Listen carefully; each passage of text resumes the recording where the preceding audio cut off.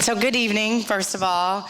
Welcome to the ALC WLI event for personal branding, branding to be your greatest. I'm Ashley Payne, and I'm Senior Sales Representative for Southern Indiana. I live here locally, and I am part of the ALC and WLI core chapters. And I've had a pleasure of being the host with my awesome team here today. And let's see, make sure we get this going good. So tonight, basically just kind of give you a rundown of everything. We'll go over the ALC highlights from 2015 and what to look for in 2016, as well as the Indiana WLI chapter and the Kentucky WLI chapter as well. And then I just think this is such a great venue when we talk about personal development, and we're talking about Muhammad Ali and what he stood for, and he had such a strong personal brand at being the greatest, and I think it's so appropriate, and I thank you guys for coming. Things that he did, out inside the ring and outside of the ring as far as Muhammad Ali, and the things that he stands for, the quick feet movement, the quick hands, float like a butterfly, sting like a bee, and just being a very outspoken person. And I think that's what we all have in common here, that we have a personal brand, and that's what we're here for, to work on our personal brand and to be the greatest. So that's our goal, for you all to take something from this, to be the greatest, ultimately for yourself, that will turn into being the greatest for the organization as a whole. So we will, after we do the highlights, we will go right into Senior District Manager from Ohio, Ryan Messer, with CVM team, and then we'll go right into Bill White, Janssen Oncology National Sales Director, and then we'll have our sponsors, our WLI and ALC management team that sponsor us and work very hard with us, say a couple words and then a presentation. But I cannot thank you all enough. Thank the leadership team for sponsoring this. It was a lot of working parts. And the speaking parts from the individuals tonight is just, it doesn't even amount to the work that they put into this, and I'm so grateful for this team. And I hope we had a great turnout. We missing a few people. We had a couple things going on tonight, which is okay, and we still have a good turnout. I think Bill White and I were teasing, saying we needed a charge for this event, but really the only charge I have is for everyone to take something away from this event. And we're not going to waste any more time, because I know people came a long way. Jill drove 5 hours. Of course, we've got our New Jersey folks, and then I think Alabama in the back with Lou Ann. So we really appreciate you coming out tonight, and we'll get started with our ALC highlights with Michelle. Thank you. Thank you, Ashley.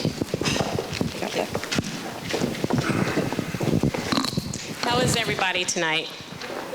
Good.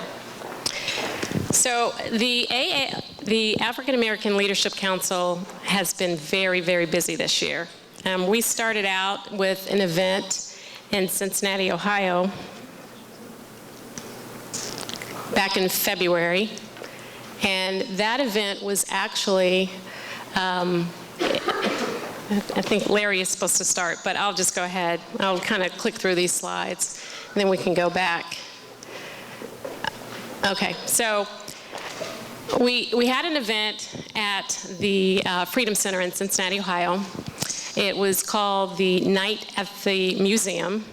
And we had 2 guest speakers there. We actually had Gordon Rosenberry there that works for government affairs for Janssen. And he spoke about some of the things that are going on as far as the Affordable Care Act.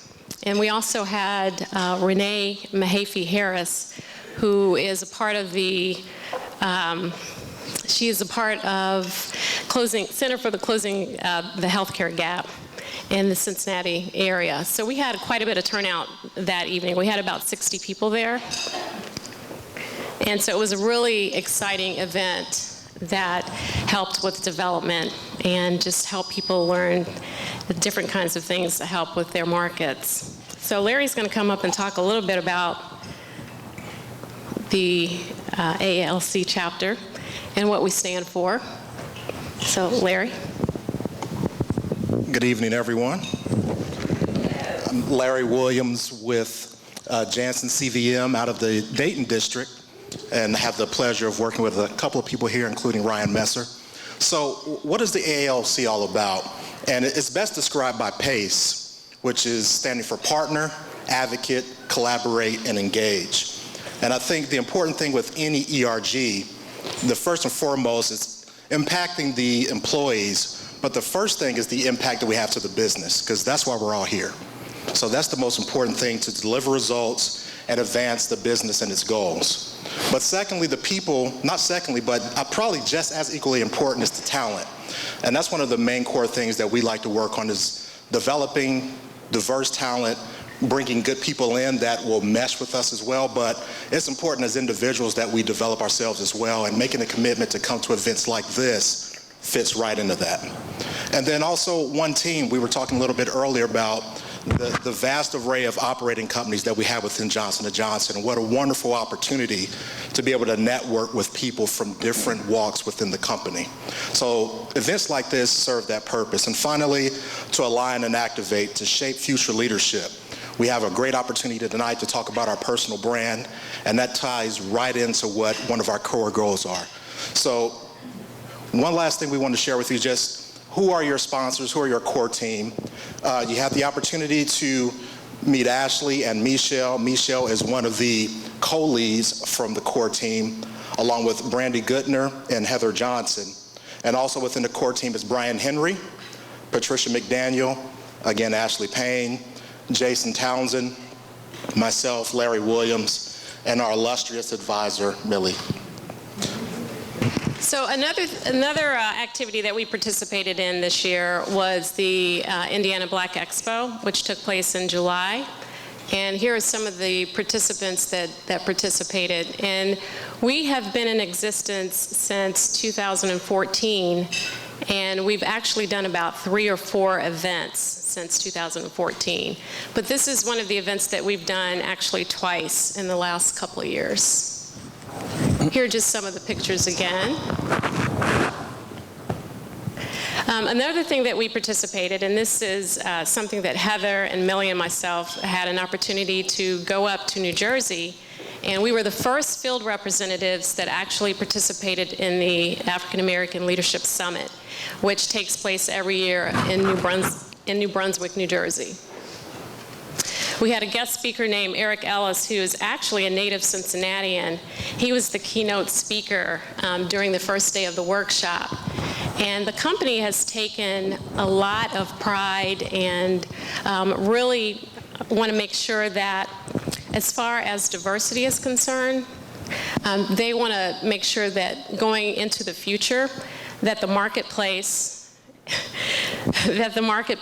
is right in line with what the plans are as far as marketing from a diverse standpoint. We also had another speaker that talked about the Affordable Care Act. And then this is Heather and myself with Joaquin. And then, so for 2016, we know that we're going to do an event sometime in February. We're just not sure, but we know it's going to be in Indianapolis, Indiana. And Millie just told me that I don't have any more time left, so I'm going to turn over everything over to Pat McDaniel from the WLI.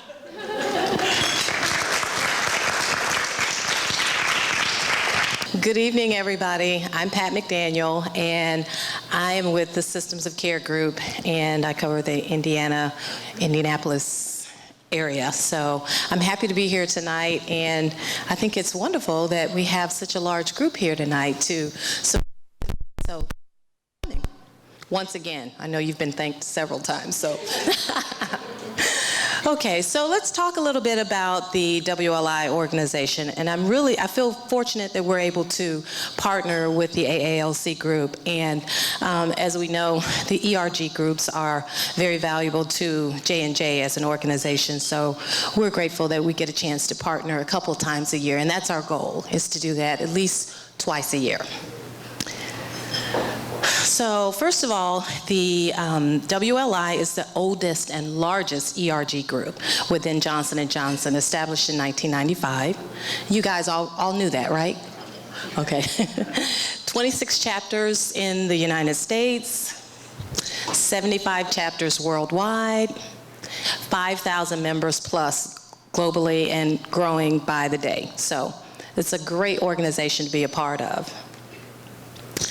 And this survey was done probably about a year ago, maybe a little bit longer than that, but basically the question was, what exactly does people want from the WLI group? And so, as you can see, the areas that were really key were the networking, educational and skill building, developmental opportunities, networking.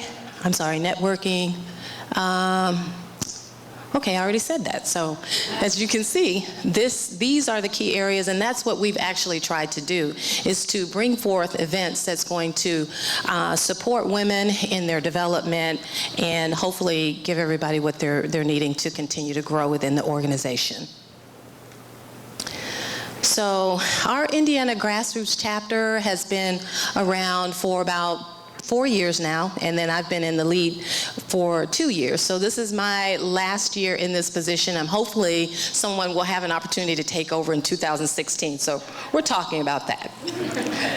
Okay, so let's talk about some of the things that we've done. In March of this year, we had Michelle Goodridge come out, who is the president of Janssen CNS, and this was an amazing event. We had over 60 people attend, and we brought the HPI representative out and really just had a fun time helping everybody understand how important it is for energy as well as production and continue to grow their personal development. And then we partnered with the AALC group several times last year and collaborated in several equality events, including the Indiana Black Expo. And then we also brought in the Healthcare Business Women's Association. Is a large corporation that's sponsored by Johnson & Johnson. So I don't know if any of you are members, but it's a great organization to continue development, and J&J supports that group. And then we conducted community service project with Dress for Success. We had a suit drive. Women came out, donated suits, and we also sponsored one of their fundraising events, and we helped them to continue to raise money to help women in the community. So it was a great event. And then if you want to get involved, there are brochures out here, so please sign up. And we don't have to be women to be a part of WLI, so just remember that. So these are some pictures of some of the events that we had. Kim Lindback is my co-lead in Indiana, so we just had a lot of fun putting events on, and that's us with Michelle Goodridge from, and then up top, that's our entire group. So we had a lot of fun. And then this year, I had an opportunity to go out to the WLI Summit in New Jersey, which was awesome because Alex Gorski was there. And I just want you all to know that he has committed at a very high level to help continue to support women in the organization and in the leadership roles. So I was happy to have a chance to be there. And then Nefertiti Green, who is one of our company presidents, I think in Janssen Therapeutics. So it's a great opportunity to be there for that. So that's it. Thank you for giving me an opportunity to share with you about the WLI, and hopefully you guys will continue to come to our events. Thanks.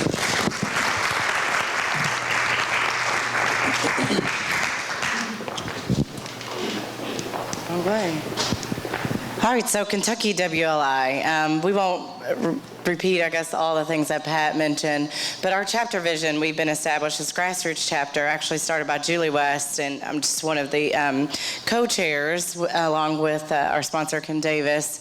But the chapter vision is J&J connectivity, and that's these types of events that we're at today, just to provide, more of a platform for networking and things like that to grow our brand, right, and what we're here for.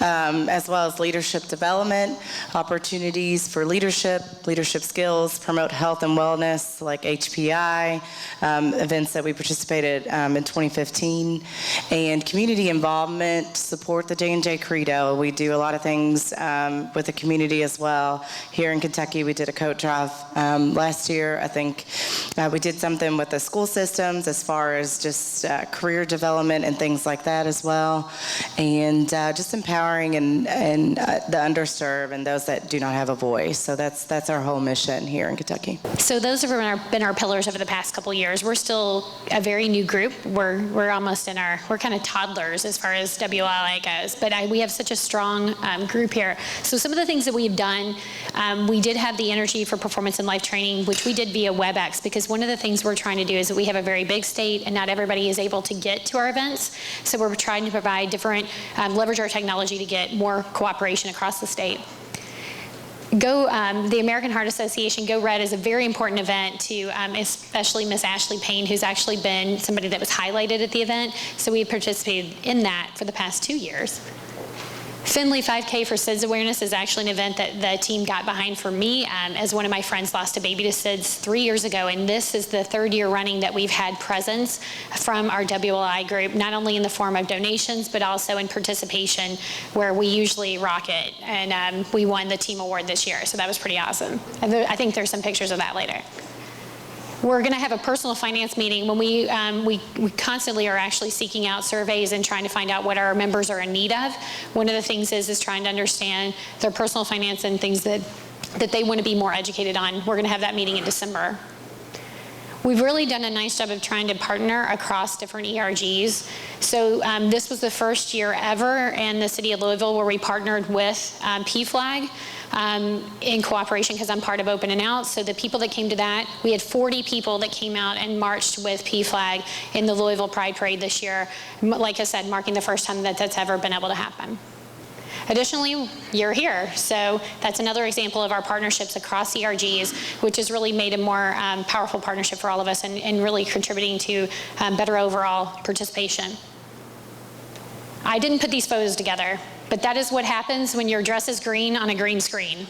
So we are obviously a very fun group, so if you ever want to come out, I can promise you that. You will probably be developed, but you'll definitely have fun. This is our next event, as I mentioned earlier, and it's Investing in You, a workshop on personal finance. So if you're interested in that, you want to be in the area, we're limiting that to about, I think, is it roughly 20 people, because we want to keep the event pretty tight and then provide an opportunity for people to ask really good questions. So if you want to do that, you need to contact Tanya Gibson. So thank you for your time, and I'm looking forward to getting this handsome gentleman up here. Where are you, Ryan Messer? On his phone, of course. I'm just kidding. Pulling up. He's a new dad. You got to cut him some slack. So here you go, sister. That's right. Thank you. Here you go. Oh, thanks. I'm really excited to do this because Ryan is my manager, and he's done so many things in the company that I have to read this. So Ryan Messer is currently the district manager of the Dayton, Ohio district, and he's in the cardiovascular metabolism division of J&J. Ryan joined J&J in 1998 as a sales representative after working as an assistant to the governor back then, Evan Baugh. Over the past 18 years at J&J, Ryan has been promoted to positions of greater responsibility in both the pharmaceutical and medical device divisions. He has held roles in field sales marketing creation, and professional education. He has also led several high-level projects for J&J. So with this all being said, you can see why Ryan was asked to present at our personal branding event tonight. It is an honor and a privilege to introduce my manager, Ryan Messer. Thank you, Michelle. Thank you.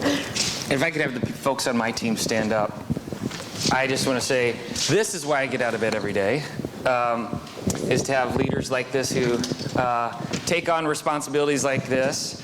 As I was telling Bill, it was about 3 years ago, 2.5 years ago, we sat around our table and we decided that we probably were the most diverse team at Johnson & Johnson.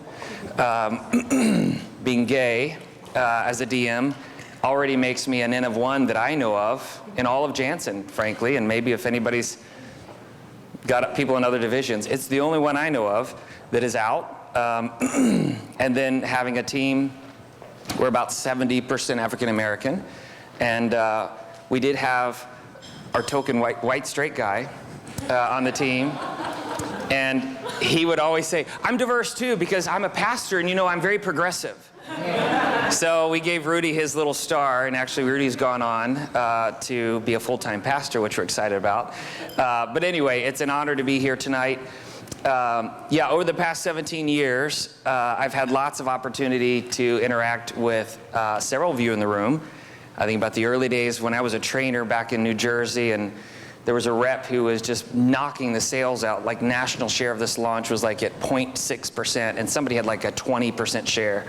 And they're like, fly to Philadelphia and go figure out what this guy named Brian Fickle's doing. So I land out there. It's like literally, it's like my second or third week as a trainer, and then here he is right here, and continue to go on.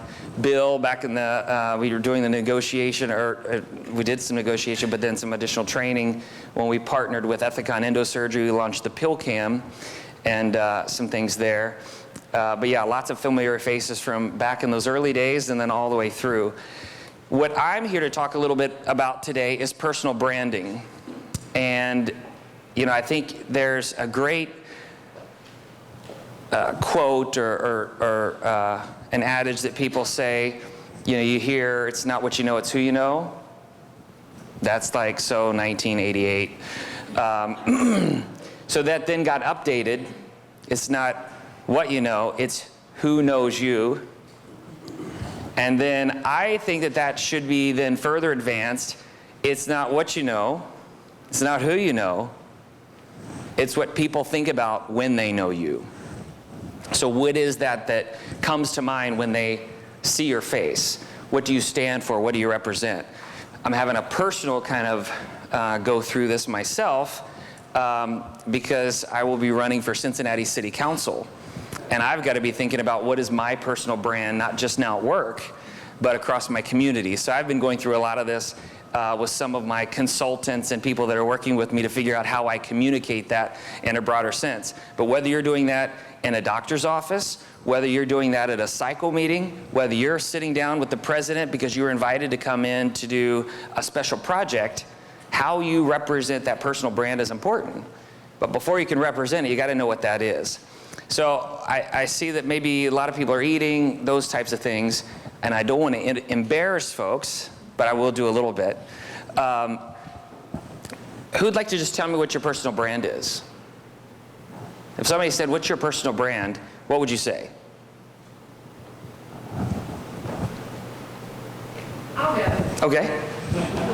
Thank you. Yeah. All the way from Alabama. You can use me as probably an example of not. That's okay. Never. So my personal brand would be somebody that's passionately focused on the job that we do, delivering a wraparound service for patients, that also compassionately make sure our providers and treatment teams that we work with know all about our products and program at Janssen. Very good. Good. Okay. Now, the only thing I'd say about that, that's a lot about kind of what you do, but is it a lot about who you are personally? So I want you to think about that as we go through the workshop. Who else wants to kind of give a little personal brand statement? Thanks for doing that. Brian? We did this back when I was in here. Pleasantly persistent. Good. That's great. Pleasantly persistent. Yeah. I'm what you call a servant leader who's ready and willing to serve in any capacity that I need it, while also recognizing when it's time to leave. Good. Excellent. So, how many people said, I'm not sure what I'd say if you actually called my name? Anybody? Okay, good. That's at least we'll hopefully have some progress, because my goal is that when we're done and I see Millie hold up the sign saying you got to get off that stage, I wish I had a stage, I could be a little bit taller, that you have something locked and loaded, or at least are on the path to doing that. And then, so what? So what do you do with it? I have the good luck that I have not only an incredible team, but they're also being sourced for positions of greater responsibility in the organization. And one thing that we are working on with the 3 people that are in different phases of the interview process now for promotions is, how are you representing yourself? How are you communicating that? And how do you kind of put that together? And we have a tool called the career plan, or the, not the career plan, it's the the personal statement, basically. And it's a one-pager. It came out of an opportunity when I was a national sales director at Ethicon Endosurgery. You sometimes go through these times where you have to do a right sizing or a market correction on your field sales deployment, which all means we're downsizing, in case you didn't get that from the flowery language that they often refer to it with. But that being said, I wanted to do things a little bit differently, and I had these 50 incredible people that were just as great as everybody else. It just, there wasn't a spot once we did a complete reorg. And typically, we'd gone down those paths where everybody gets called into a room and it's like, you've been displaced, here's some resources, you can go to the website. I thought, what if we do this a little differently? I could get the resumes and send them out, but it's like, who's gonna go through 3-page resumes? And some of you probably have 4 pages.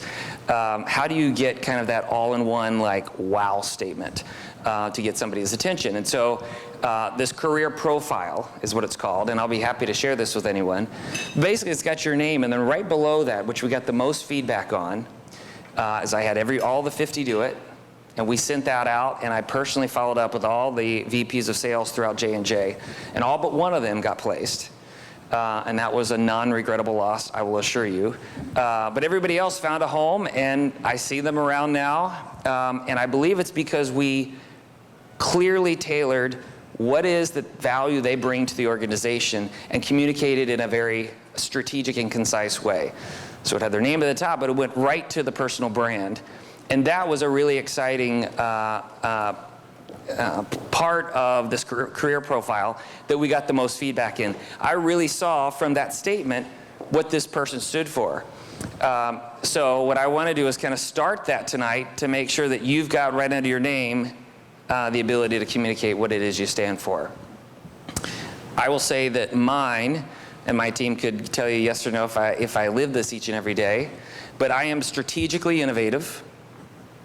I believe in, there are no rules until I'm told they're rules, strategically. So you don't just do things kind of crazy just because. You try to think out of the box or in new and different ways very strategically to your business. People-focused accountability. I want to make sure that we are accountable in doing our jobs and everybody achieving what they need to, but it's in a people-focused way. It's not kind of that hard edge, forget about the people side. And then I'm collaboratively results-focused. So it's not that it's all about me, it's how do you get everybody around the table focused on achieving results. So hopefully, when we're done with this, you'll start to be down the path of being able to say that. All right, so can I just click here? All right.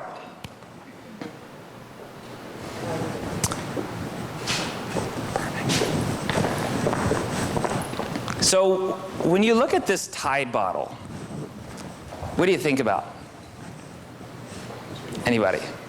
What are the words that come to mind? Clean? Expensive? Procter & Gamble? Yep. How are you doing? I didn't get to give it. I'll get it. Anybody else?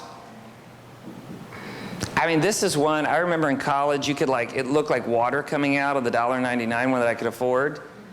When I went to Johnson & Johnson and got that first kind of real big boy paycheck, I said, I will never have anything but Tide. This is what I thought like.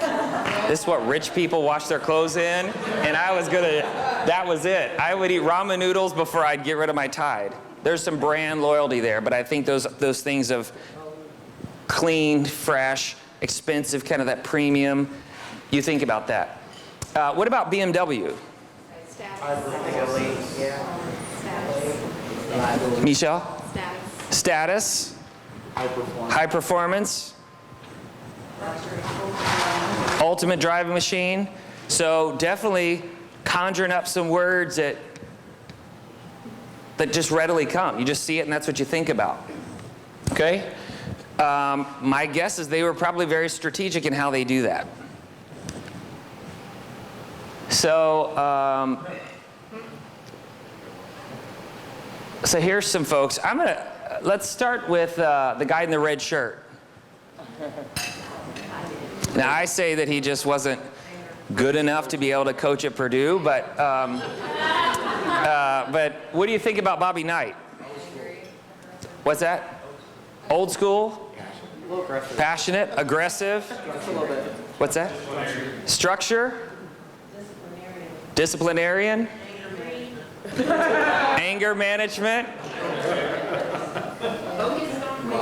Focused on winning at all costs? Chair throwing? Anybody remember that? I mean, to me, I think of Bobby Knight chair throwing. So sometimes you can do something one time that's so big, that becomes part of your brand that people think about when they see your name. What about the guy down with the white hair?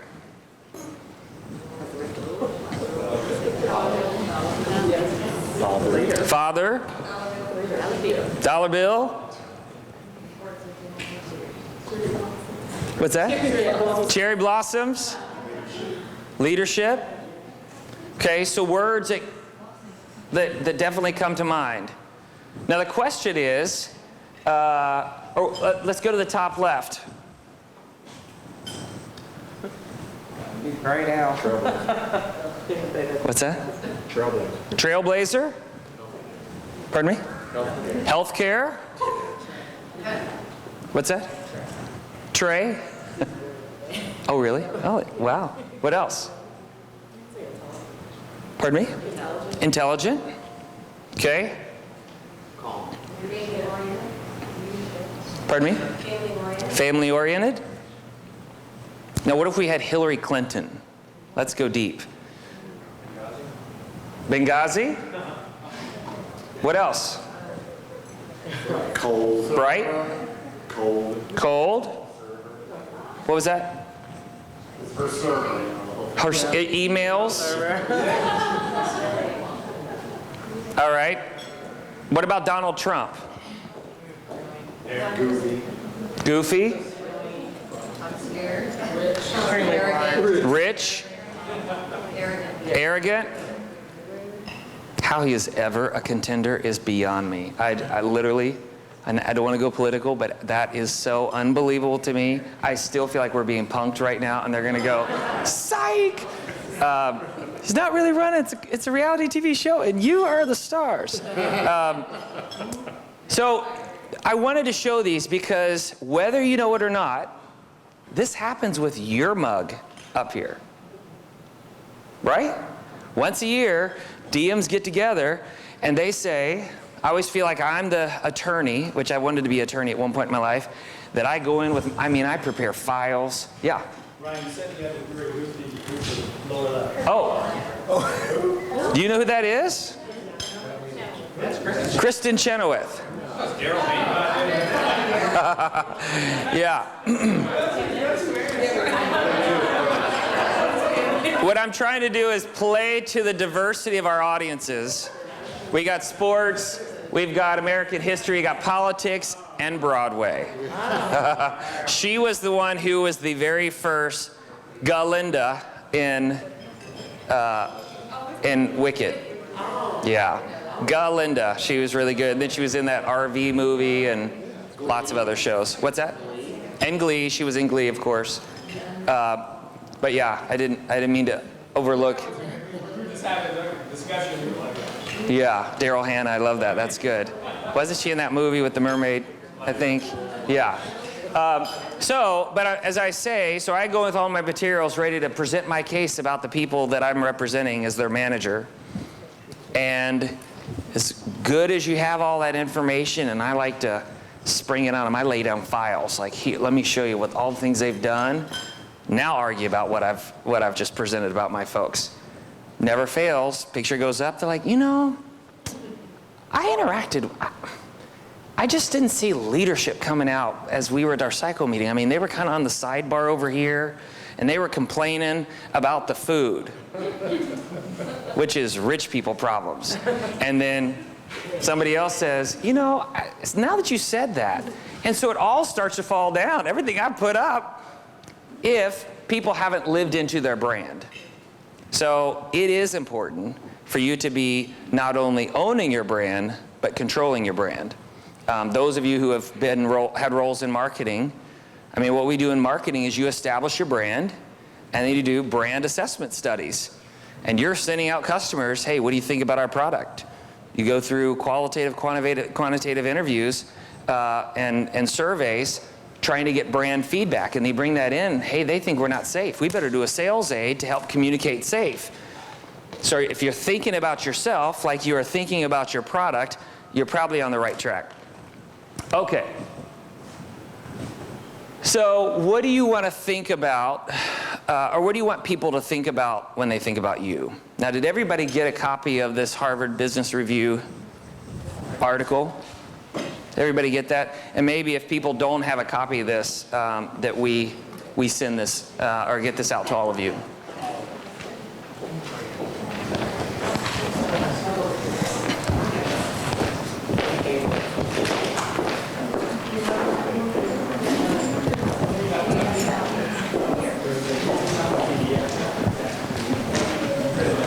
So this one is an oldie but a goodie.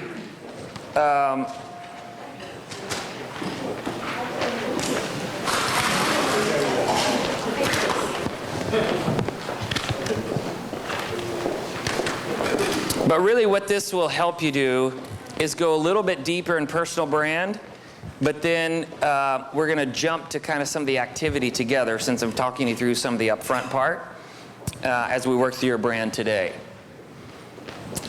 So I think we've talked about these bullets up here, but the things that your leadership brand should declare is your identity, why you're unique, what's different about you than somebody sitting next to you. It shows your value to the organization and where you might be able to fill a role or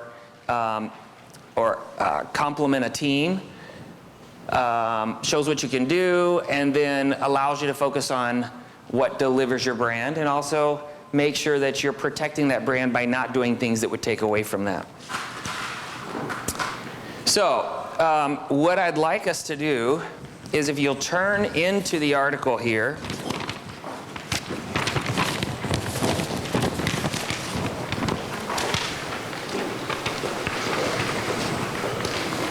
And so what I'd like you to do is, see this page 4 is what it's numbered. And it's all these words started with analytical and ending in values driven. So if you're standing as an observer at the year-end performance reviews, and you have the ability to control what instantly comes to everybody's mind when they see your photo, what 6 words would you want them to think about? Which 6 words best declare your brand? So what I'd like you to do is circle them. Circle the 6 words, and then prioritize them. In what order of importance are they? There's also 6 more words just on the page right before we cut off a few of the A's. If there's anything on there you'd like to select. Everybody feeling pretty good about that? Okay, so this is just personal brand light. You can spend some more time later. But now what I'd like you to do is just kind of on the back, just on the very back here, I want you to put those words together with kind of an LY on the first one. So remember, I wanted to be strategic and innovative. So find the ones that kind of go together. So I want to be strategically innovative. People-focused accountability. That one actually didn't have to have an LY. But try to put them together to come up with 2-word statements. Okay, who would be willing to share what you've come up with? Anybody?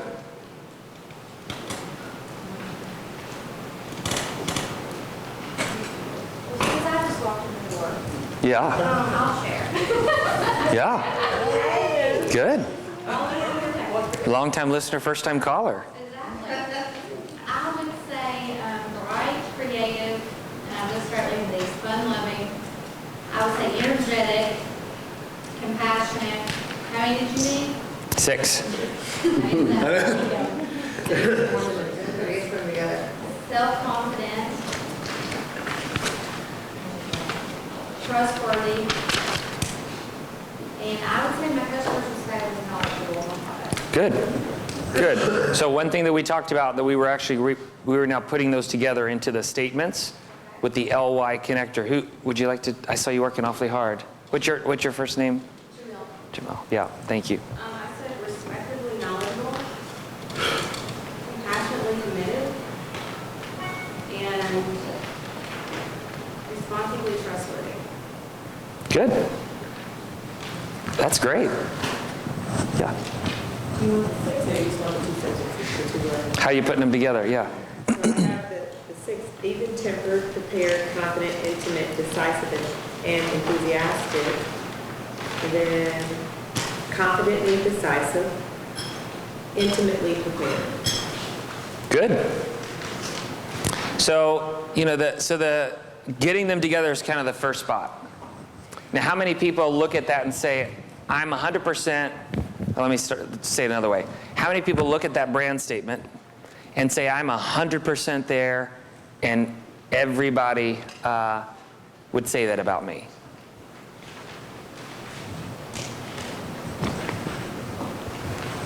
I think it's always different. I think that's something you're going to have to ask people what they think about. I've had a mentor in the past and pursuing different positions, ask people close to you what they think and see if it really reflects what you think.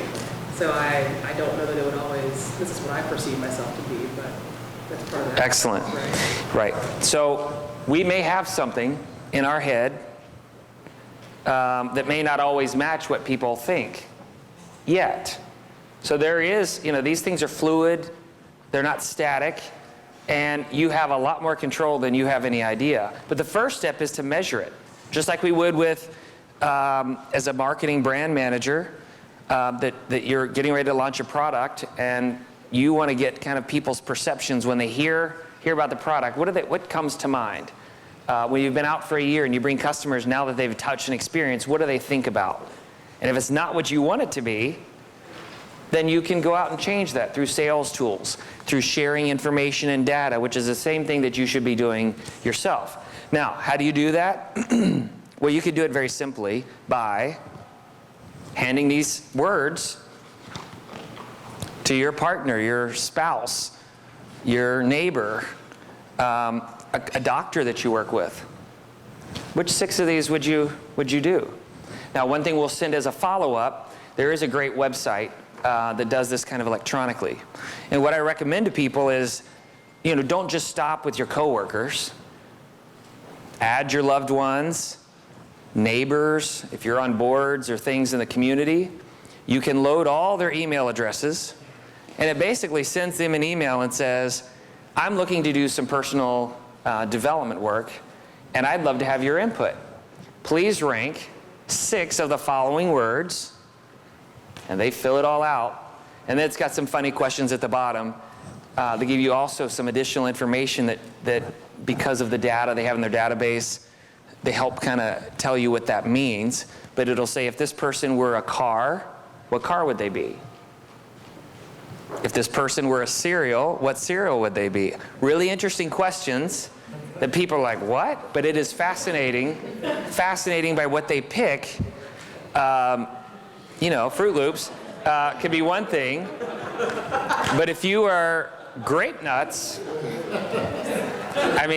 you're regular, Cheerios.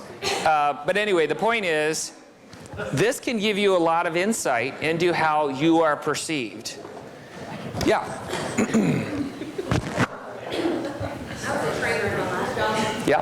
And I would go around and ask, go to your children and ask them whether they're 5 or 25, what are 3 words that describe you? And it was surprising, when I asked my children, like, what are you most looking forward to, Mommy? I'm thinking number 1 is me, but number 1 was work.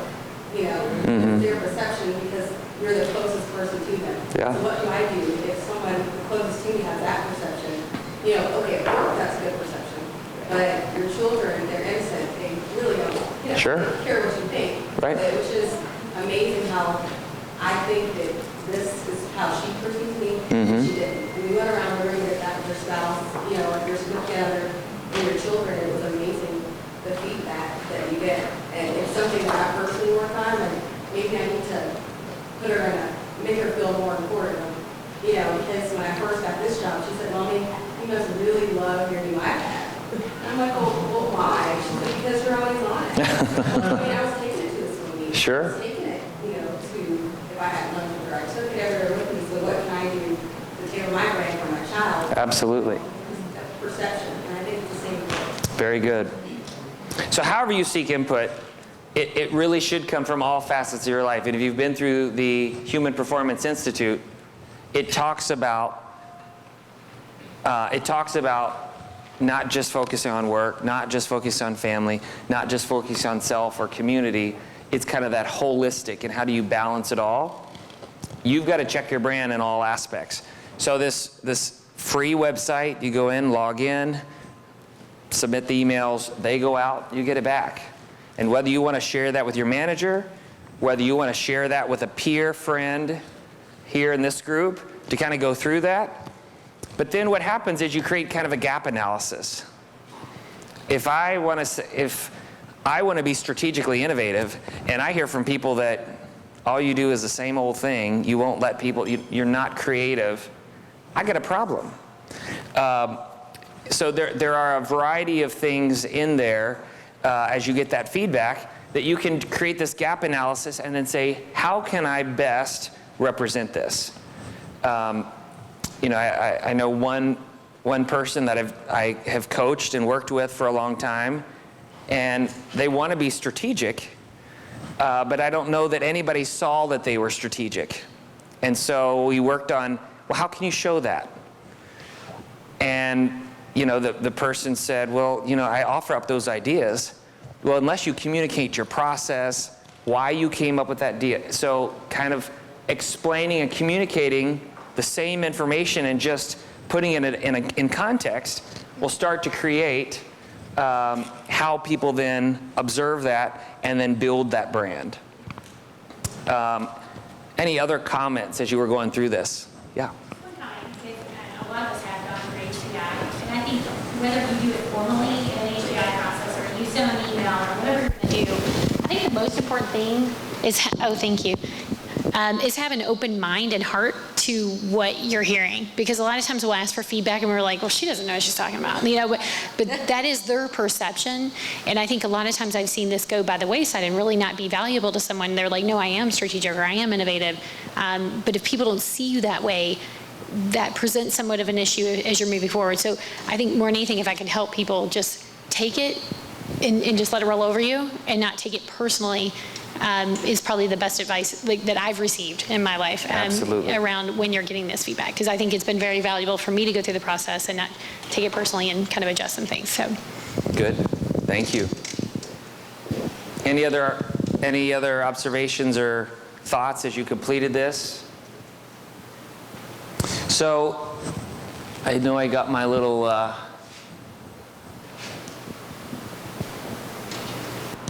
kind of did this already. So just living into your brand. So you leave here. I mean, you could do nothing, or you could start to build that career profile that starts with your name, and you put that brand in there. And the other things that are on the list, we all have at our fingertips. Most of us have gone through StrengthsFinders. You put that in. And then often we forget to think about the things that we're skilled at. So I'm skilled at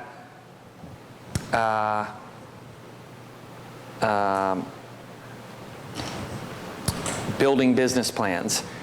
I'm skilled at developing territory business plans that yield results. I'm skilled at launching new products. I'm skilled at whatever. And there's another line that's I'm experienced at selling medical devices, selling in certain specialties. So you list all of those.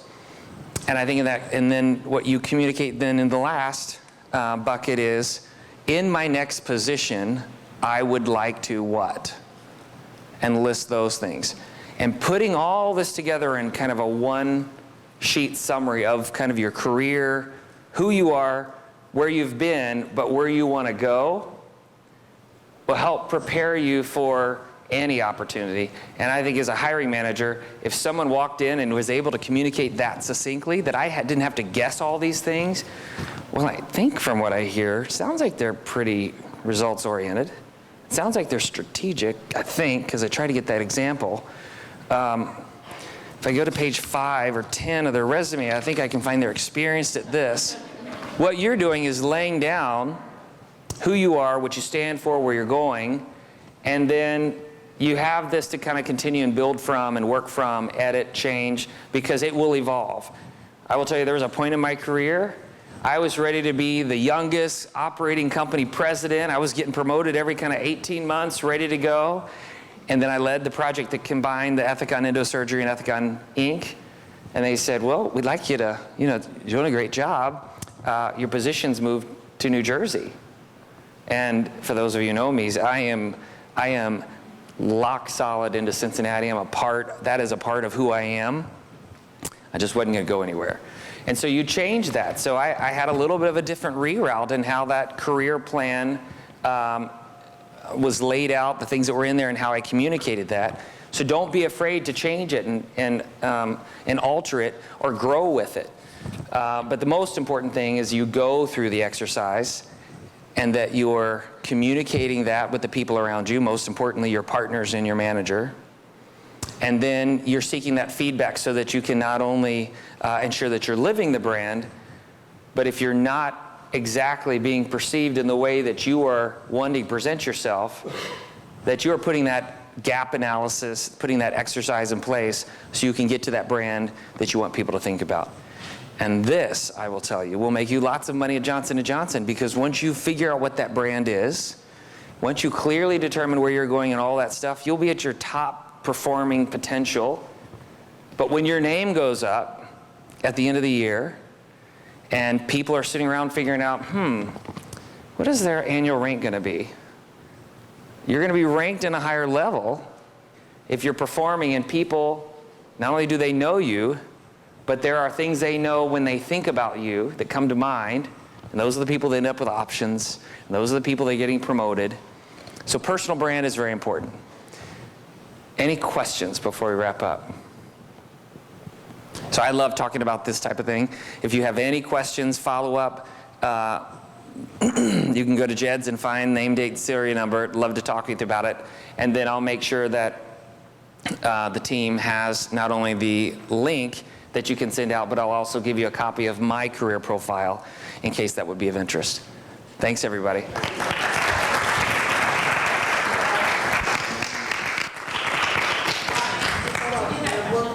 Yeah.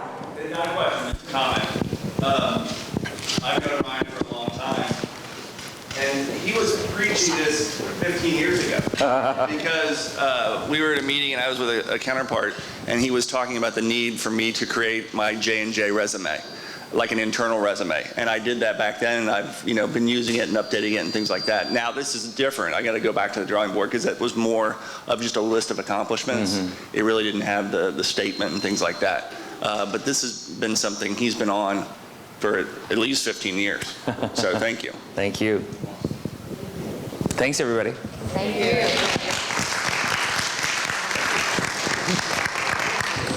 I'm going to be like Michelle here. I'm introducing Bill White, and there were just so many things on his bio that I think they told me I had a minute, so I tried to sum it down. How I got 3 minutes. Okay, well, so I'm going to read a little bit. Bill is currently the National Sales Director for Oncology. He's held numerous leadership roles within J&J Sales and Marketing, including National Sales Director for Janssen Therapeutics. Played a critical role in the creation of the JSHI, the Janssen Specialty Hepatitis Immunology. He's also Group Director, Worldwide Marketing for Ortho Clinical Diagnostics. Bill's had a consistent track record of building winning teams, successfully leading through change and demonstrating commitment of individual growth and development.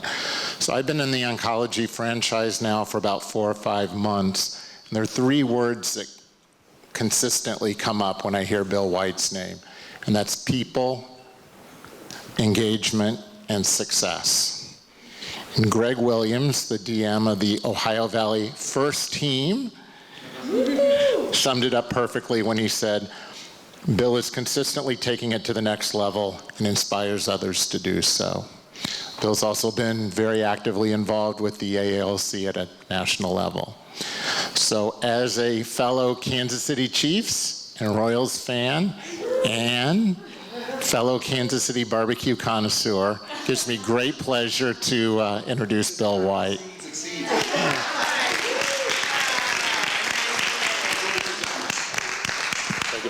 So I've been with G&J for 26 years and started as a college overhire.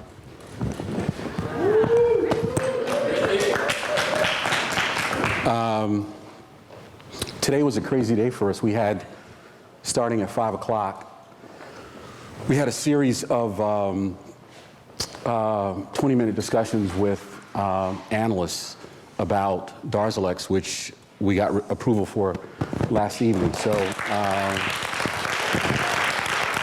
I had to blow up Tisha's day today, but we started at 5 o'clock with Meg Terrell from CNBC, and then 5:30 with Jonathan Rocket from the Wall Street Journal. And you know, Johnson & Johnson is viewed as preeminently the best pharmaceutical company in the U.S. right now. And so I think it's important that you all recognize what a terrific company you work for. And sometimes that is lost as you go through your day-to-day activity. But Johnson & Johnson really is seen as the preeminent pharmaceutical company in the U.S. right now. We have the most sales from new products in the last 5 years. We are the fastest growing pharmaceutical business. In 2016, we'll add about $2.5 billion in incremental revenue over and above our base of about $17 billion. So we are unquestionably, you know, a growth engine for Johnson & Johnson. The MD&D business is starting to turn around. I think they expect to get about 2% growth in 2016. The consumer business, for the first time, experienced growth in 5 years. So that's great, right? And hopefully all that will be reflected in the increased stock price at some point, so that we can all retire and pay for our kids to go to college and all that other good stuff. So listen, let me just highlight a couple of things that Ryan said. So Ryan did a great job, and I wanna highlight a couple of things that he said that are really important. One is your personal brand does matter. I read a book about 6 years ago not 6 years, probably 3 years ago. I actually brought it with me to refresh myself on the plane. It's by a woman named Sylvia Ann Hewitt. And if you haven't read it, darn, I left it in the car. I would encourage you to do it, and it's called Executive Presence. And in the book, she talks about the three things that people decide on whether or not you're going to be credible or not with your brand. And it really is about how you look, how you act, and how you sound. And those are all controllable things that we have in our control. But those three things really play into how people are going to think about you. To much of what Ryan talked about, you know, how you look and how you act is important. You know, when I walk into a meeting, one of my biggest pet peeves at Janssen Oncology is that it's got a culture of lateness. Every freaking meeting that we start is late. Every meeting that happens runs over time. Every meeting that we are in just lasts too long. And one of my objectives is to change that. But when people start late, they're not prepared, that's part of your brand. So the things that you do, in addition to the way that you look and you sound, are also a part of your brand, and that's important. And as Ryan mentioned, I can't tell you the number of calibrations, although we don't do that anymore, right? The number of calibrations that I've been a part of when somebody's name goes up on the board and someone says they should be rated X. And it's like wolves coming out of the closet because of things that not all of which are related to your individual performance. And that goes to how you act at meetings, how you decide to get back to people or not on email, the substance of your email, the timeliness of your email, whether or not you show up for things on time or late. So all those things do matter. And it's a part of working in this environment where you have this what and this how, but that's an important part of how people are evaluated. So kudos to Ryan for talking about something that's really important. You know, the other thing that's important is it's going to be more a part of how you're evaluated in this new rating system that we have. So don't let anybody fool you. The leadership or lack of leadership is more important than the what. I guarantee you that. Because the what is what you actually do, right? Those are your results. You can get a poor rating in the what and live to fight another day. You get a poor rating in the leadership piece, that's not good. It's just not. And so you won't see written on any document that the leadership component of the rating system is more important, but it really is, because that's all in your control. That's all about how you do things to drive results. So don't forget about that in the context of our new rating system. And I got a piece of advice 12 years ago that I've always thought about, and it is how you, and this is going to seem a little bit trite and a little bit prescriptive, but how you manufacture the rating that you want. So this individual told me several years ago, he said, Bill, at the beginning of every year, what you need to do is put yourself in that meeting in October of the preceding year, of the following year. So I know right now that there's going to be a meeting in October of 2016. And at that meeting are going to be some people, and my name and my picture, just like it did right there, is going to go up on the board. And they're going to talk about what Bill accomplished and how he did it.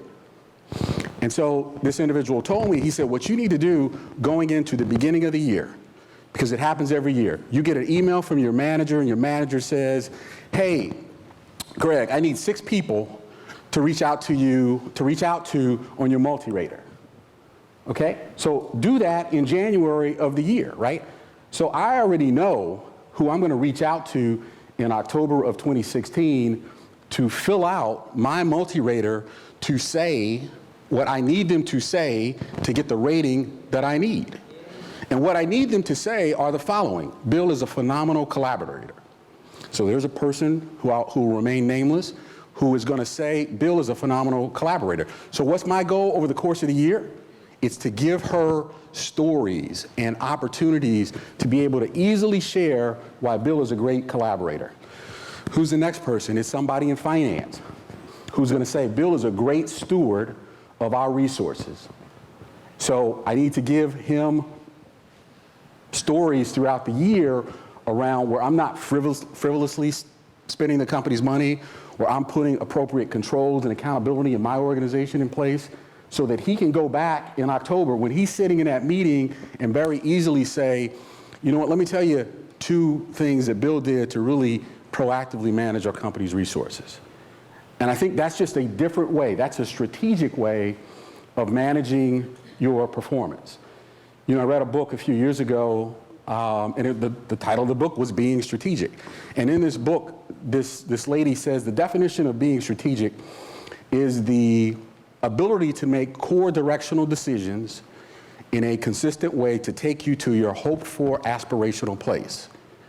So that requires a couple things, right? If you're going to be strategic and you follow that definition, A, you have to have a hoped-for aspirational place, right? You can't say, you know, I want my son, Jack, to be a great basketball player.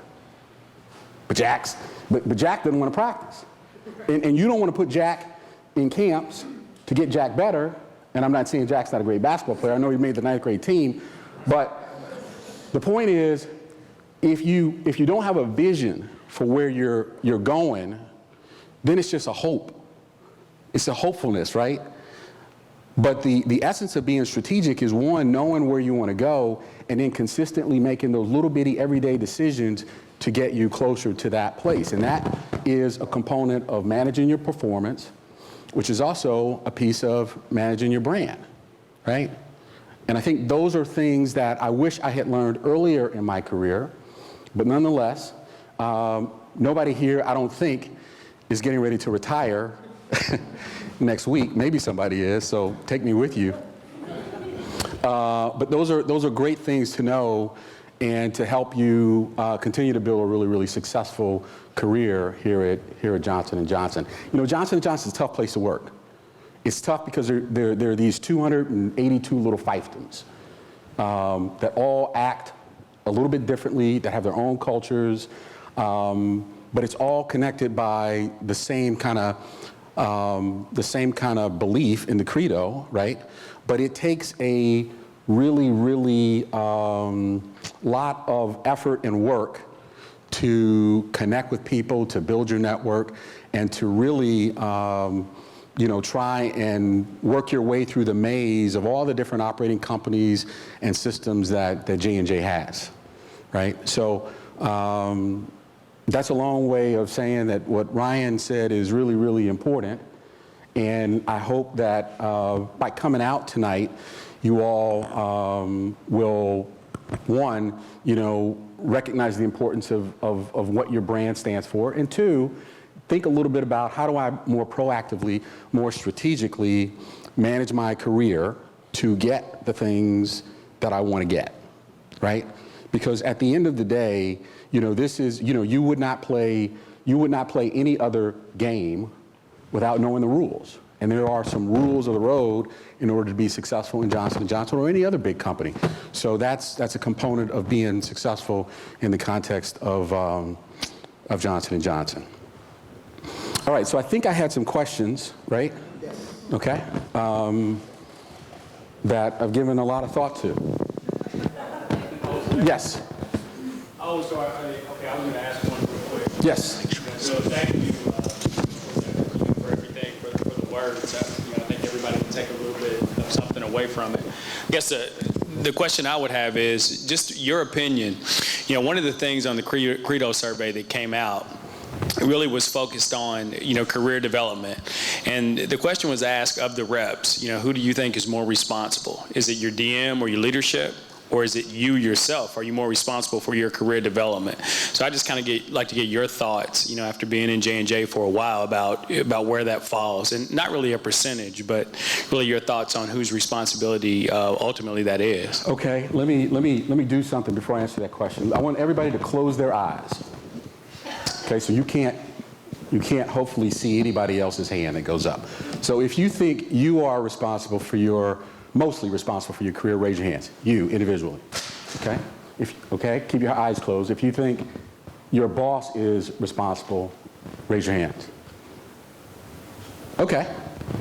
So what I'll say is what you probably already know, which is 90% of the people in this room said that you, us, we, me, are responsible for our own careers.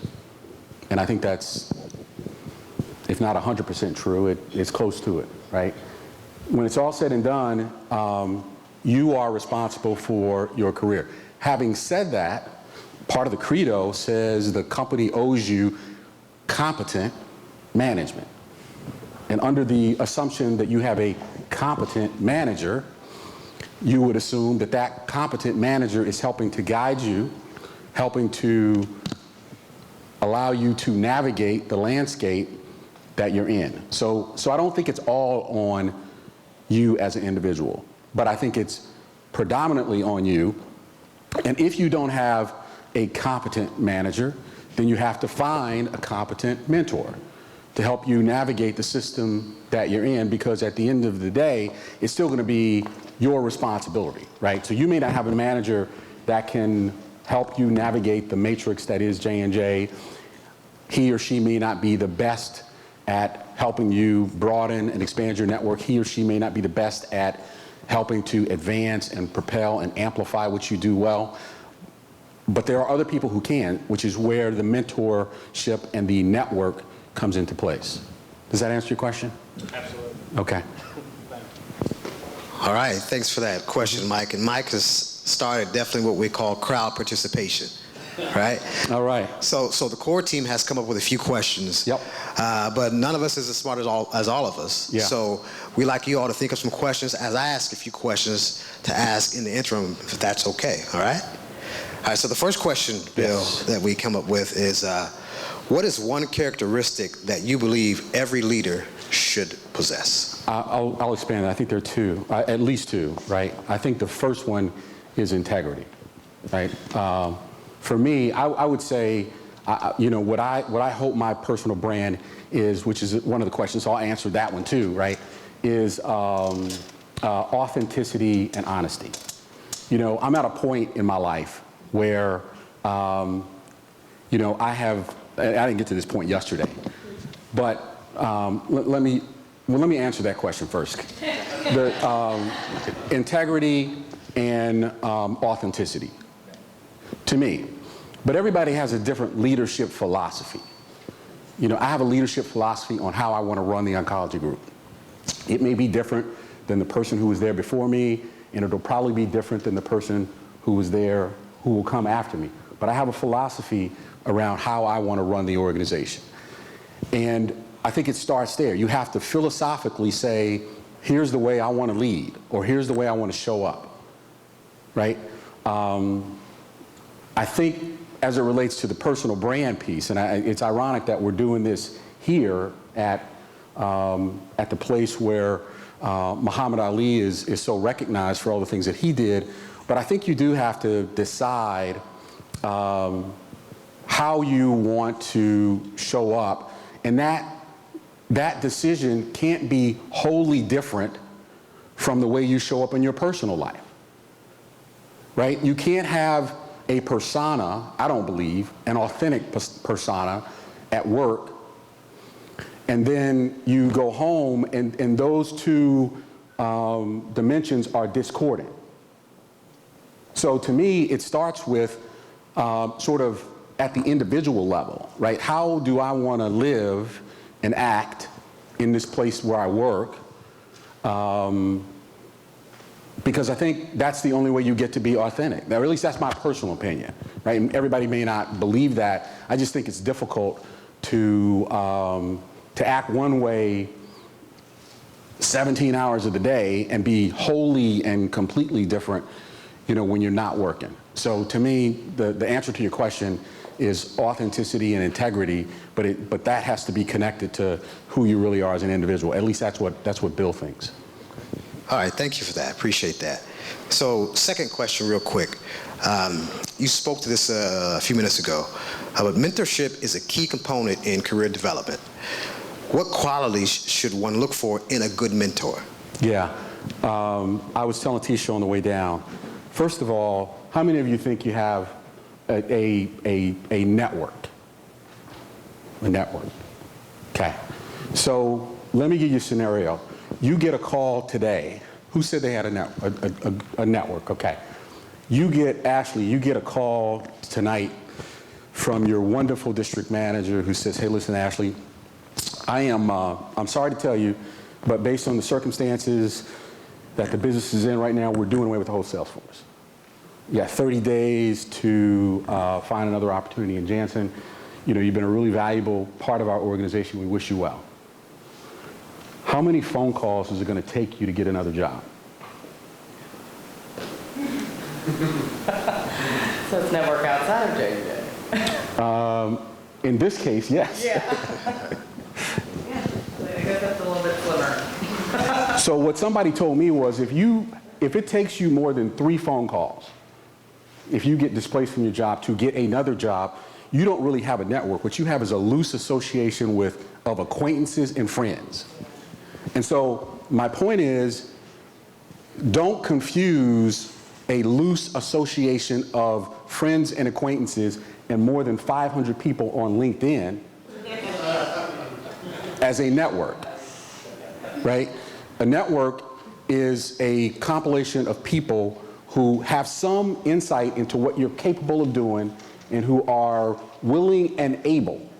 It's 2 pieces, willing and able to help you, to propel you, to assist you with your professional endeavors. That's what a network is. right? So, and oh, by the way, if you have a profile on LinkedIn and you're in the car on a phone, or you're in a otherwise casual position, go to a professional photographer and get a professional photograph and put it on LinkedIn, because that's part of your brand, right? Did that answer your question? Absolutely. Okay. Absolutely. Thank you. So, got a third question. I don't think I went off on a tangent. No, that's okay. The mentorship. So the piece around mentorship, which is after a network, to me, the mentor, as I was telling Tisha on the way down, what you want in a mentor are people who have expertise and skills, quite frankly, that you don't have, or who can amplify what you do have, right? So if you know that one of the things that you want to get better at is business acumen, look for people who are mentors who can help you amplify that skill or competency, right? If you, most sales and marketing people look for other sales and marketing people to be mentors. And as I was telling Tisha, I think one of the best group of people to develop as mentors, if you can get them to be mentors other than just people in your network, are people in Johnson & Johnson recruiting, because they know everything. I have to submit a plan to them about what I'm going to do with my organization in 2016 and 2017. So they know what the opportunity is going to be at a very, very high level inside my organization.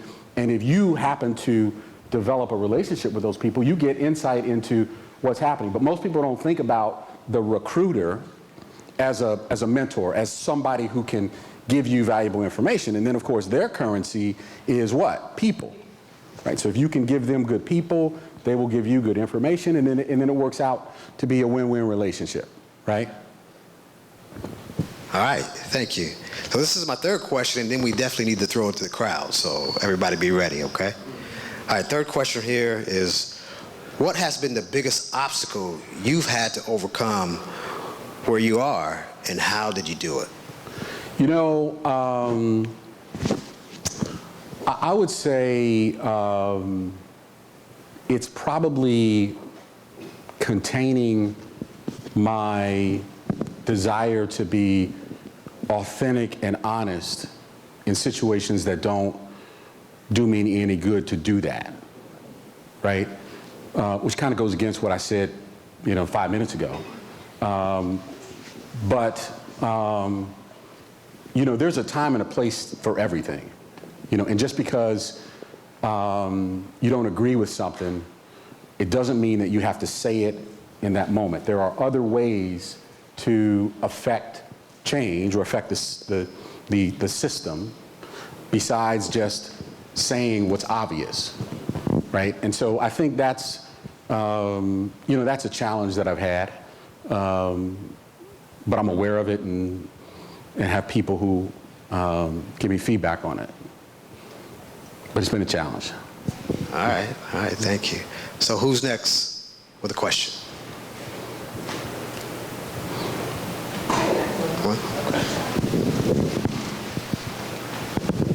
Bill, I want to go back to Mike's point. As a people manager, one of the things that I struggle with in helping with people development is the idea of who owns what. There does seem to be, from a rep development, the ownership that your manager owns that, and kind of a blank stare when it comes to their development. Because you've been here for 20 plus years and I've been here for less than 4, can you give me some feedback or give the crowd some feedback on where that might have come to fruition, on where reps feel like that is a managerial responsibility versus an individual responsibility as far as career development? Because it does seem to, especially when it comes down to talent development, it feels like the reps feel like that's your responsibility, that you're supposed to know, even if you just inherited a person, that you're supposed to know this. Yeah, I think there's a piece of that, right? So I'll go back to what I said earlier. So most of the responsibility falls on the individual. But there's a responsibility for the manager to be able to guide and to help propel people through the organization. There is some piece of that. So some of that is true. I think the other thing is, one of the things that I think most people would agree with is, J&J is a culture of its own. It's different than Amgen, it's different than Pfizer, it's different than Lilly, it's different than Novartis, right? And people are not, as much as they should be, told the honest truth about where they are and what their prospects are for future advancements. And so that's a piece of it, right? Because people often are shown through actions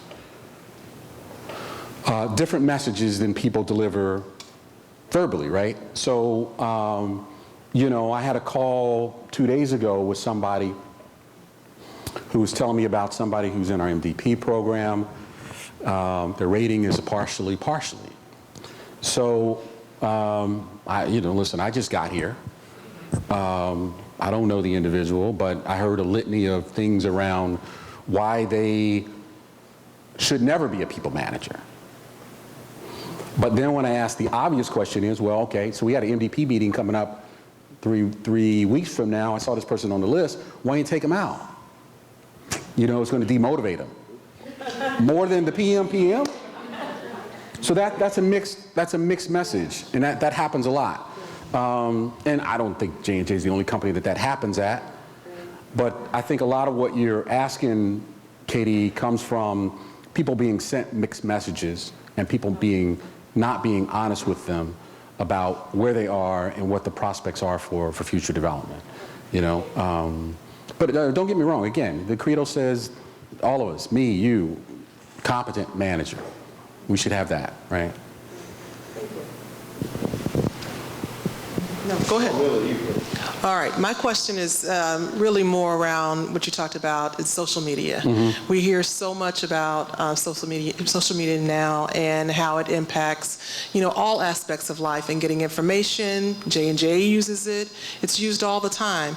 But I think when it comes to brand, your personal branding of who you are, what are some of the things that you have seen or would be suggestions on people on being on social media or not being on social media, and how is that impacting maybe some decisions that you've seen made? Yeah, that's a tricky question, right? So,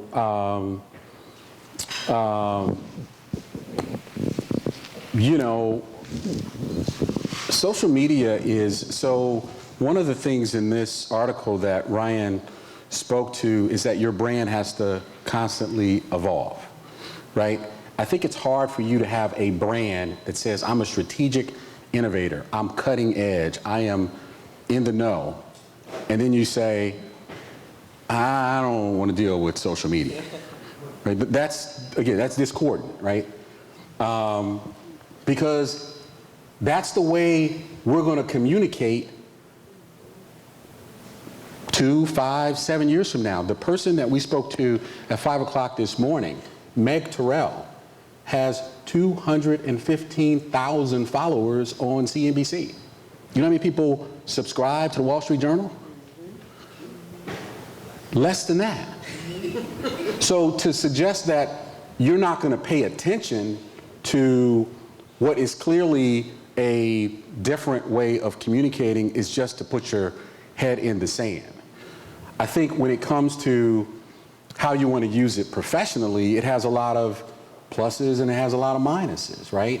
I think you need to recognize that it's really easy to Google Millie Turner.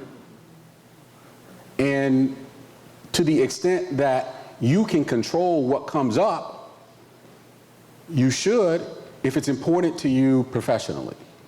Which means, I don't know that I'd be on Facebook posting pictures of the pancakes I had for breakfast this morning.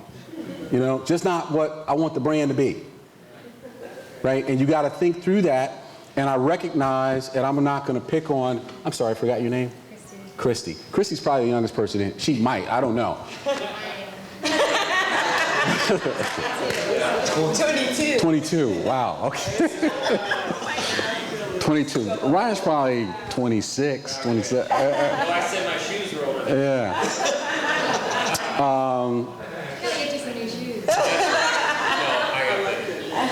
But there are a lot of people who just don't have the thoughtfulness and the experience, quite frankly, of knowing what's appropriate to post and what's not. And, you know, people who are 22 years old, you know, you have to remember they just grew up in a much different environment than those of us who are not 22 years old, right? But I do think you have to safeguard your professional identity and be careful about what you want your social presence to be, you know? And we've had several situations where we were ready to offer people jobs. I mean, that's where the background checks start now, you know? And so people just have to be careful about that, you know? So.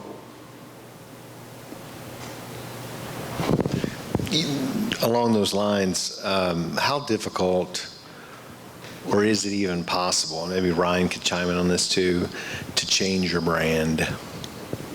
I'll let Ryan comment on that.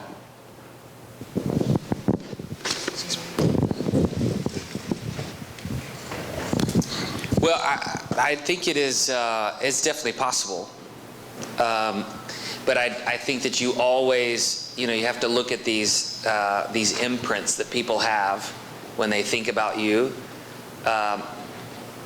So the more imprints you create that are towards the brand you want versus what you had before, you know, the good thing is people do have short memories, and you know, recent activity often plays heavier than something you did 20 years ago. So you know, it's kind of like your credit report. They fall off after 7 years, if you want to think about it that way. But I think to this topic, you can start right now, and within 5 years, I bet you can be to the brand you want to be, even though you may not be there exactly today. So I do believe it can. You can make it evolve if you're very deliberate in your intention based on what you've declared today in that workshop or what you work on beyond here. Yeah.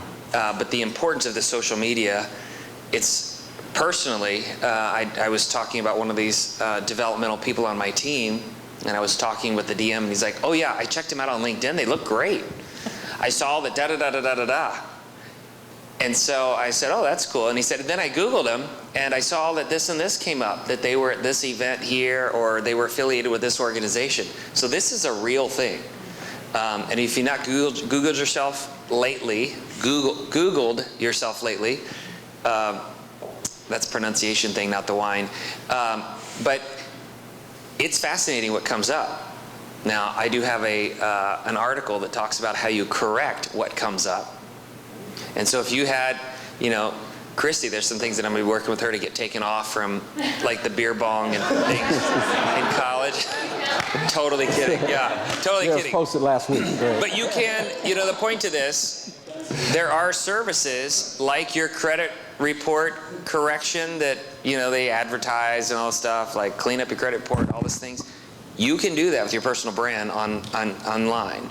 And we had our recruiter, Jill, do a session for our region about building your career. And when I talked to her before she got on the call, I said, I really want you to dive into the importance of social media and why having a strong LinkedIn, but then managing everything else. But I also want to make sure that if it's not perfect today, you can correct it. And there are ways that you can go through that. Yeah, I would concur with Ryan. I think you can change your brand. I think the bigger question is, how long is it going to take, and do you want to invest the time to change it, right? And that's again the hard reality that sometimes you have to come to grips with. If people see you as X, it doesn't mean you're X. It just means that's your perception here. And you might be able to change it, but you have to say, do I want to spend 6 years working on trying to change it? You know, or I'll go somewhere else. That's a decision you have to make. But I think you can. It's a function of how long you want to take to change it. I think there's also a piece around the feedback. You know, making sure you're getting that feedback. Yes. And what that perception is of what your brand is, because if you don't internally take in that feedback, I think then you are maybe trying to do something that is not possible based upon skill, ability, and, you know, really what the in-game job maybe looks like. Sure, yeah. So you have to be realistic, I think, about that as well. Good point. Good point. So I have a question for you. You said you started out as a college overhire. Yes. And now here you are, National Sales Director. How have you been able to balance moving up the ladder between, like, I guess, staying connected and authentic, and also, I guess, being pulled in those corporate ideals, or as you hear, drinking the corporate Kool-Aid, really, you know, and being able to balance staying kind of connected and authentic through being kind of pulled in many directions? Yeah, I think part of it is part of it is the luck of the draw and who you are, right? I have a great wife who helps with that. I have a family that is, some of them are great to be around, others are not. And I have a lot of friends that I grew up with. And it's a challenge sometimes, right? Just the component that comes with working for a big company. But at the end of the day, it's kind of a trade-off, right? You do certain things to get certain things. And I think, to me, the biggest piece is being surrounded by people that can help keep you authentic, right? And who can keep you grounded. I have 12 or 14 people coming to our house for Thanksgiving next week. And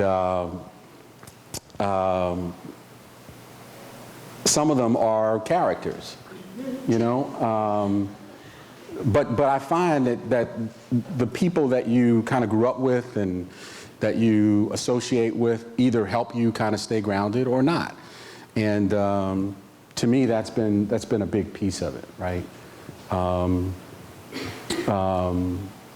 So I don't know that there's a secret answer. I just think it's about the people that you associate with and the places and time you choose to put your energy. And then it's, sometimes you just happen to be in the right place at the right time, where you can be authentic, and it can benefit you. Sometimes you can't be. I mean, depending on what kind of organization you're in, sometimes it's just not the atmosphere that works for you, right? And it has for me. So it's been a little bit fortuitous. All right, thanks, Bill. I've got one last question, and then I'll turn it over to Millie. Last question here, in respect of time, is what would you say your personal brand is? I would say it's being authentic and being honest. I would like to think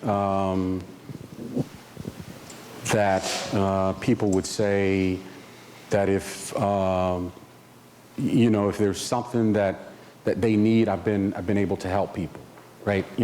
I recognize the opportunity that I have to assist people, to be honest with people, but also to help propel people if they're the right people in the right situation.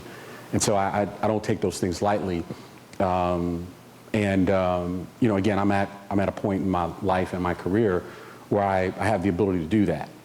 But I think it starts with being authentic and being true to who you are, which has a lot to do with the piece around being honest with people. The worst thing you can do, I think, is to tell somebody that they can do something that you know good and well they can't do. Because it just means they may not be able to do it here. It doesn't mean they can't do it somewhere else. But that's a tough message for people to hear. But I think, for me, it's important, and I feel I feel good when I'm able to do that. Not that I like going around telling people, here's what you can't do. But, if Greg's walking around saying, hey, I want to be the CEO, my responsibility is to Greg and say, hey, listen, you may be a CEO of a company somewhere, but it's not going to be Johnson & Johnson. There you go, Greg. Now, so let's reframe what you can do, and if that's in line with what you want to do, let's go for it, right? But don't think you're going to be the CEO because you're not, right? So. I lied. One last question. Okay, one more. Brian. So looking at the PI model of career development, performance, image, and exposure, how would you rank those three factors in terms of developing and getting ahead in your career? Yeah, that's a great question, Brian. To me, it's real easy. It's like a pyramid. Earlier in your career, it's performance, image, and exposure. And later in your career, it's exposure, image, and performance. And the reality is, I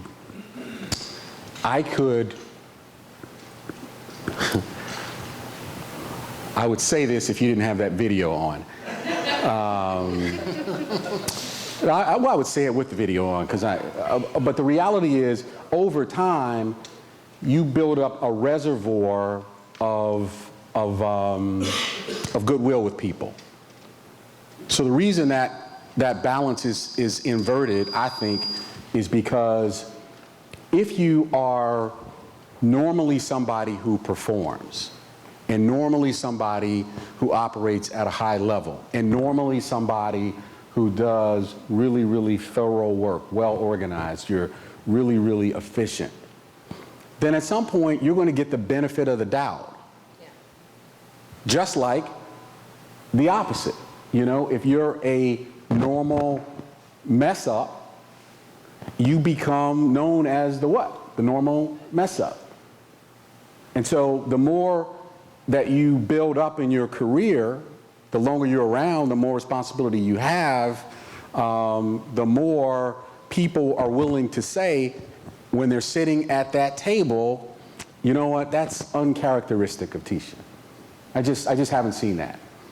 You know, and you get sometimes the benefit of the doubt. And again, we're all human beings, right? So if Scott White, my boss, if Darzalex tanks and Yondelis tanks and Zytiga doesn't turn around, but Scott really likes Bill, and Scott really wants to see me successful, and Scott thinks I'm working really hard, and I'm helping advance his initiatives, when Scott's sitting at my calibration with Jennifer, he's going to have reasons why the performance isn't where it is. Now, Scott's not stupid enough to do that for 2 or 3 years, but that exposure piece does matter, and it's just hard to conjure up a situation where it doesn't matter because we're all human beings, you know, and that's a big piece of kind of managing your career, which is why I suggested making sure you think about who's going to weigh in on your performance, so that there are more people talking about all the great things that Millie has done in October of 2016. You know. All right, that concludes the question and answer session. Is there another one? You know what, I'm just going to make a comment. I'm so loud, seriously. Okay.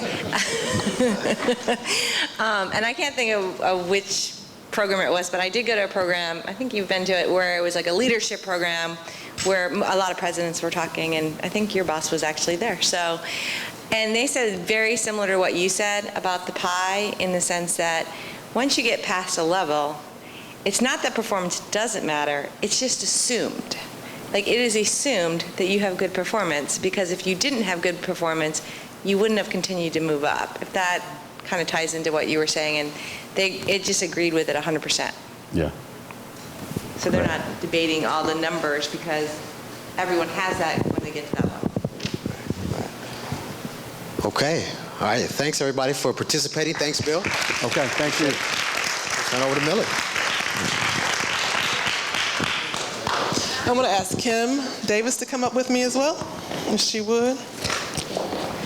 And first of all, I want to say thank you to Ryan And I want to say thank you to Bill White, both of which I've known for a long time and respect and feel just honored that they're able to come and speak with us and share with us based upon their expertise, as well as the things that I think that we all work on is really, you know, what is our brand? What do we want to stand for? And how do we want people to perceive that?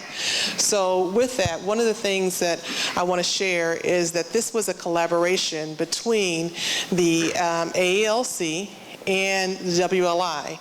And we do it from a field-based perspective because obviously we're torn, right? To go to different things, and there are only so many of us, and we're spread out throughout, out many areas. So that's why we rotate it from area to area. So we've been in Ohio, we've been in Indiana, now we're in Kentucky. We're trying to go to Michigan next, and try to bring in from all different aspects of the farm side of it, with both groups and getting from all different areas. So we really appreciate seeing the variety of people that are here today. Please spread the word. Tell someone about what you experienced, what you've learned, and hopefully invite them to come to the next event that you hear that is being hosted by the field. So I'm going to turn it over here and let Kim Davis, who is in charge of the ALC in the Kentucky market. So. Thank you, Al. I did want to clarify. So we were periscoping, for those that know what that app is. So that will disappear, my video, but this video won't. So we were periscoping this out. It was a little test run for us to see if we could reach other markets. So we had two people that weren't here, and we periscoped it, and we figured out how to make it private. And they said they could hear you all loud and clear. And one of them was at a meeting and said that everyone around them was extremely jealous and did not understand why their DMs and leaders were not connecting them to people like Bill White. So I was like, we're trailblazers. You just have to tell them not to be jealous and, give them our number. We'll figure it out, So I did want to let you know that's why we had that going, and then we'll have this video for people later. But I could not echo Millie's words. I will not lie. I've been obsessed with another project, and I feel like I swung in on the tail end of this and helped a little bit. But I have to give a shout out to Julie West and Tanya Gibson that aren't here that really did help. And I think everyone owes Ashley Payne a round of applause.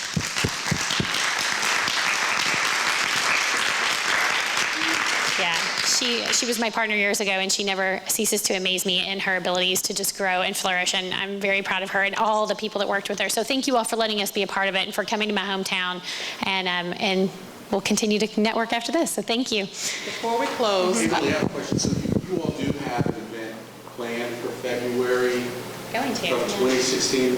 Yes. So we will do something for February of 2016. Last year we were in Cincinnati, and we're at the Freedom Center. So this year we haven't decided exactly where we're going to be, but we do something.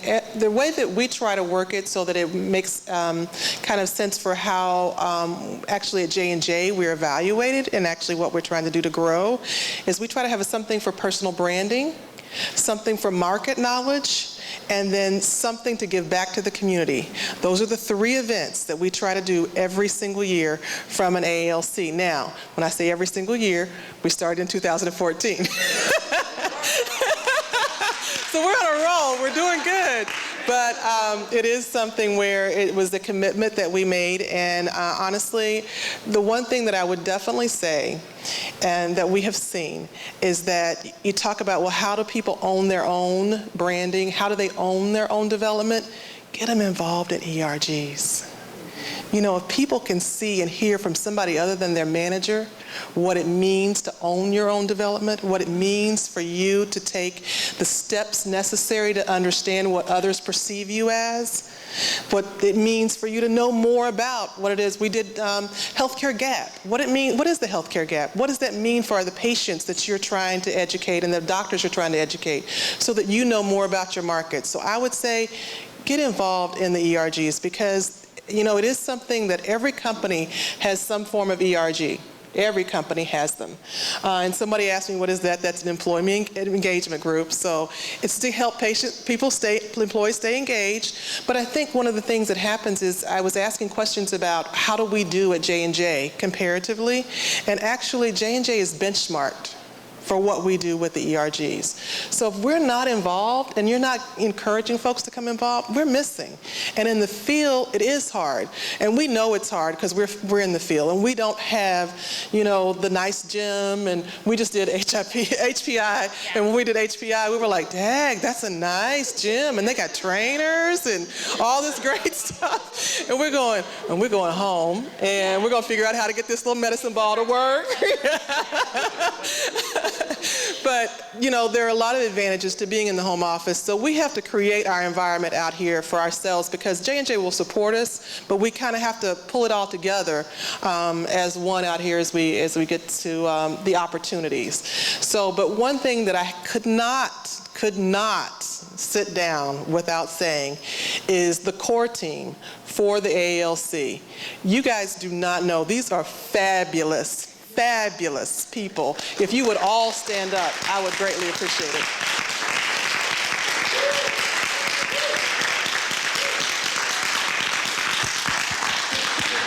They are energized, they are focused, they are willing to give their extra time. We have 2 of them now that were not MDP candidates that are now MDP candidates. So it is an opportunity with whatever ERG you work with. I also work with Pat McDaniel in the WLI in Indianapolis and do phenomenal things. So I would just encourage you to please get connected and please come to our next events. Kentucky told you about their next financial event that they're doing. Indiana will be doing additional events, so please come and stay connected. And once again, thank you all for your participation and coming. Bill and Ryan, thank you. And to my core team, y'all the best. The best. Thank you.